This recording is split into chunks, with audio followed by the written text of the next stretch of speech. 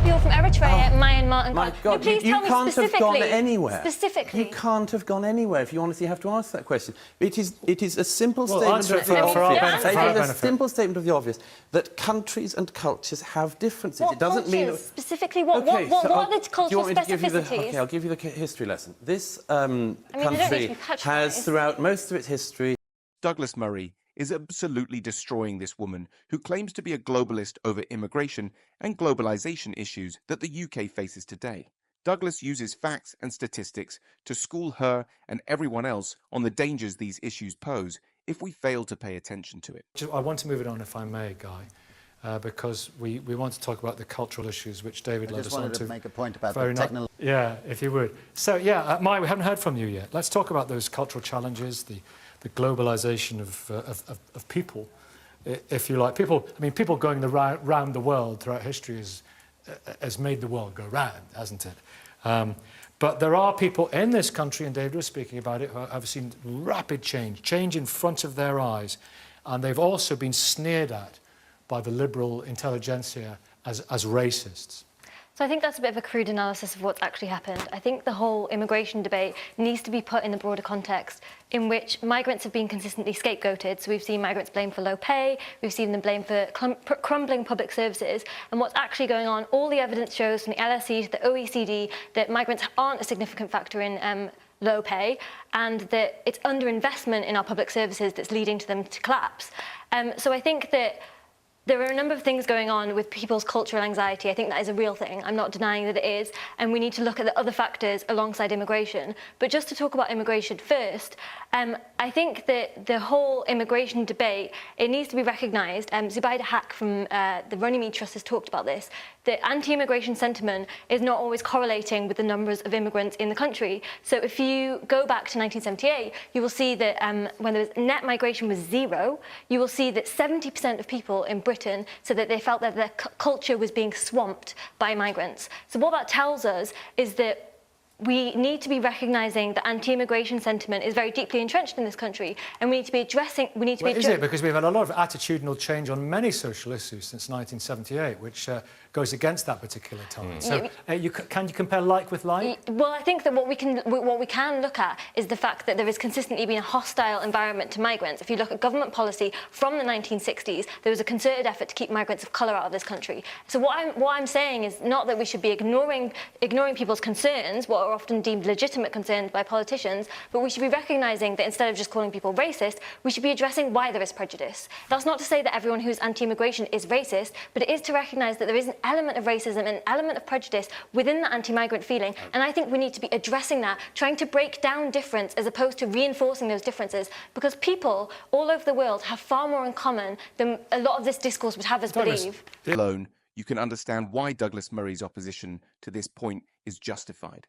The argument that immigration isn't a significant factor in societal issues like low pay and crumbling public services overlooks the real experiences of many people. Rapid cultural changes due to globalization and immigration can cause genuine anxiety and disruption in communities. It's not fair to dismiss these concerns as mere racism or scapegoating.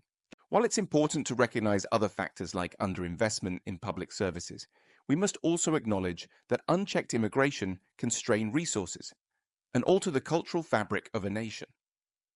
Ignoring these impacts in favor of a broader, more abstract analysis does a disservice to those who feel their way of life is under threat. You've written about the challenges, the cultural challenges. What would you say to Maya, what you've heard from Maya? I entirely disagree. I think you would be hard-pushed to find a single country in the world that has been as tolerant and as welcoming of migration as this one. I cannot think of one anywhere in the world. I've travelled widely, not just on our continent, but across the world, and I can assure you that if the numbers that came into this country over the post-war period up to now had gone into any other country in the world, we would be seeing a very different response. And I think this is a knee-jerk assault on the British people, which is continuing and should stop. We were talking earlier about some of the economic implications. The economic implications of globalization include the possibility that people born in this country, at the same time as somebody in this country has a child, they are competing with dozens of other children around the world to get to the lifestyle benefits that people across the world would dream of and which people in this country think is their birthright. And that's changing. And that's going to change across all sorts of parts of the developed world. And one of the things that makes that change far, far more painful is the idea that it will happen simultaneously with an assault on their identity. Because people can potentially take the stagnation of wages, they can potentially take the living standards questions, but if at the same time you say, oh, and by the way, maybe we don't always say you're racist, but we sort of imply it, then I think you're going to build up a lot of problems for the future. And by the way, very quickly on your 1970s point, one of the things about migration is it takes a long time for that effect to happen. If you look at the opinion polls on migration in this country that followed the influx after the Blair government, it took time for people's attitudes to, as it were, harden on migration, precisely because the impact of that migration takes the time to happen. So as well as it were, misrepresenting the facts, I think you just have to be extremely careful not to say, this country, which is, as I say, the most tolerant country in the world, is in fact the most bigoted, because if you travel anywhere around the world, you will see a very different picture. Douglas's rebuttal highlights a crucial point. The United Kingdom has indeed shown unparalleled tolerance and hospitality towards migrants, more so than any other nation. This generosity should not be met with criticism, but rather with acknowledgement of the British people's openness and resilience. Murray's observation about the economic implications of globalization is also spot on. The competition for resources and opportunities has intensified, and it's understandable that native citizens feel their birthright is being challenged. This isn't merely about economic stagnation.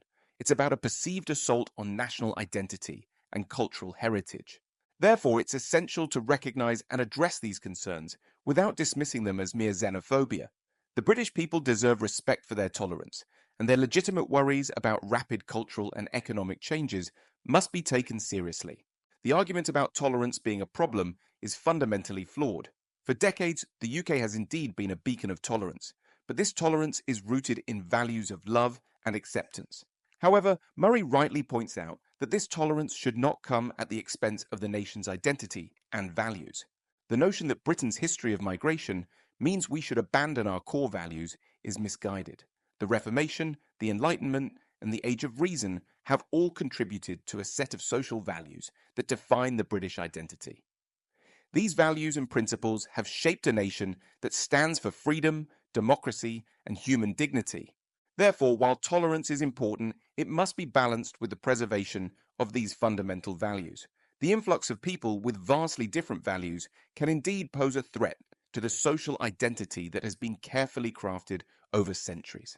Firstly, on your point about the constant movement, actually, the movement into these islands in particular has been really minimal what was the biggest event over the last millennia? The Norman Conquest. About a 5% population shift as a cause of the Norman Conquest. So this idea that, as it were, the movement has been perennial. Also, the movement that you're talking about most of the time is movement from France with the Huguenots, for instance, Protestant French people, or movement from Ireland into what we now call mainland Britain. That is not the same as somebody from Eritrea or Ghana or Myanmar moving in to live in Salford. It's a totally different movement. Douglas's point about the minimal historical migration into the UK is spot on. The Norman Conquest, which resulted in just a 5% population shift, highlights how rare large-scale migrations have been. The movement from France, like the Huguenots, or from Ireland, involved people with similar cultural and religious backgrounds. This is very different from modern migrations from places like Eritrea or Myanmar, which bring all sorts of different values and customs. It's crucial to recognize that such significant cultural shifts can be dangerous and challenge the core values that have shaped Britain. Preserving the nation's identity and principles is essential. While compassion and tolerance are important, they should not lead to the erasure of these foundational values. What about people from Eritrea, Myanmar, and My God, please you tell me can't have gone anywhere. Specifically. You can't have gone anywhere. If you honestly have to answer that question. It is a simple statement. Answer it for our benefit. It is a simple statement of the obvious that countries and cultures have differences. What it doesn't cultures? mean Specifically, what are the cultural specificities? Okay, I'll give you the history lesson. This country has, throughout most of its history, been for instance, a Christian country. It has been, I'm not a practicing Christian myself, but it has been historically a Christian country. It's been particularly a Protestant Christian country. I mean, with there's views, Christians in if I may every just finish, you see, you ask me to define something, and then I try, and then you talk. You have institutions. You have institutions that, for instance, epitomise the country. In this country, the institutions that epitomised our country were an established monarchy, for instance, the establishment of Parliament, the establishment of the judiciary and of the law courts, the establishment of the great educational institutions. A whole set, I could go on and on. Now, see, one of the problems is, whenever people say, well, what is this thing that you call Britain? We have an identity. It's forever being put on a psychiatrist's couch now and being deconstructed. But we have an identity just as other people have an identity. We don't have to war or hate each other, but we should recognise it exists. Douglas Murray's argument about the historical identity of Britain is compelling. He's right in pointing out that the UK has long been a Protestant Christian country, with institutions like the monarchy, parliament, judiciary, and educational establishments deeply rooted in these values. This foundation has shaped the nation's identity, providing a sense of continuity and stability. This is why it's very important to acknowledge and preserve this identity. While recognizing and respecting other cultures is important, we must not allow our own identity to be deconstructed or diluted. Britain has a rich heritage that should be celebrated and maintained. We don't need to be adversarial towards others, but we must stand firm in our own cultural and religious values to ensure they continue to guide and define our nation. To Douglas's point originally, which I think we need to probe more, is this idea that... Probe away. Is that this idea that British society, he listed the monarchy, he listed Parliament, that is somehow under threat from people from Eritrea, Ghana and Myanmar. That's not clear to me how that's the case. You've listed all these institutions, but you haven't really explained exactly what it is that is under threat from these people. What this woman fails to understand is that the monarchy, Parliament and other key establishments have been pillars of British society for centuries. The influx of people from different cultural backgrounds, such as Eritrea, Ghana, and Myanmar, can indeed pose a threat to these institutions if their foundational values are not upheld. From an extreme conservative Christian viewpoint, it's crucial to recognize that these institutions are not just administrative bodies, but embodiments of a Christian way of life. The values and traditions that have long defined Britain must be preserved. While it's important to be compassionate and welcoming, we must ensure that the core identity of our nation remains intact. Allowing significant cultural shifts without safeguarding our own values could lead to the erosion of the very fabric that holds British society together. Institutions, but you haven't really explained exactly what it is that is under threat from these people. A quick answer from Douglas, because he has to answer that, because he's had a direct... He's had a direct challenge there, and then Sam, I'm going to come to you, and Linda, I'm going to go Linda first, then Sam, but Douglas, answer that direct challenge from Maya. You can do it on all sorts of things. You can do it on historical attitudes, or you can do it on, for instance, current social attitudes, which is, I'll throw out as one example. And take an example that Nikki just cited of tolerance. I think we agree in Britain that we're a tolerant country, we're meant to be a tolerant country, we try to be a tolerant country, and so on.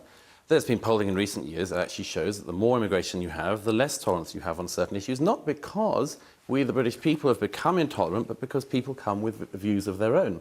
Let me give you a very quick example. A poll carried out 2 years ago by YouGov asked people their opinions on homosexuality, morally acceptable or morally not acceptable. Across the country as a whole, about 14% of the British people said homosexuality not morally acceptable. In London, it was double that. Why would that be? Is it because London, the capital city, is just a particular home of homophobia? Or might it be, as I would suggest it is, because people come into the country with attitudes of their own? And you may deprecate that, and I deprecate that, but we should at least acknowledge it, and you're trying to cover it over. Douglas's final rebuttal hits the nail on the head. He effectively highlights how increased immigration can lead to decreased tolerance on certain issues. Not because the British people are becoming intolerant, but because new arrivals bring their own set of beliefs and attitudes. This is particularly evident in the example of attitudes towards homosexuality, where polling shows a higher percentage of intolerance in London compared to the rest of the country. Finally, Douglas offers us the only solution possible at this moment, and a horrifying example of the consequences that await us if we don't act. It's not about rejecting others, but about ensuring that our core values and the foundation of our society remain strong and influential. By doing so, we can maintain the integrity of our institutions and the cohesive fabric of British society. What are your thoughts on what Douglas has to say in this debate? Be sure to like, subscribe, and let us know in the comments section what your thoughts are. See you in the next video,